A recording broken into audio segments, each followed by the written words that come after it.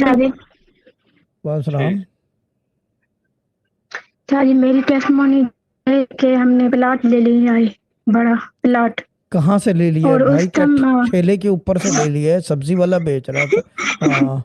अच्छा जी बताती हूँ, दादा का दम था ना, उससे पहले शायद आपने दम किया था, उस दम में हम बैठे भी अरे नहीं थे। दद्दा का दम हम नहीं होता वो।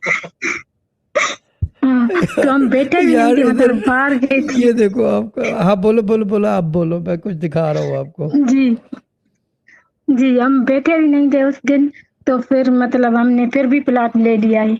मतलब और एक दूसरी टेस्टिमोनी है, वो सूफी स्केल से भी कनेक्टेड है और इससे भी। और दूसरी तीसरी टेस्टिमोनी है, वो भी स्केल से। दद्दा का दम, यस। किसी ये यार हद हो गई है। किसी ने थंबनेल बना के भेजा है, उस प्रोग्राम का नाम रख दे। उसकी उसका हेडिंग क्यों, एक मिनट, इस खाप क्यों रखे क्यों? दद्दा का दम?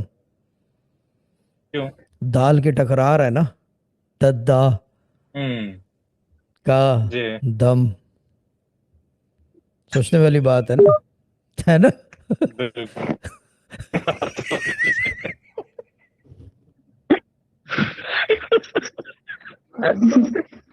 क्या?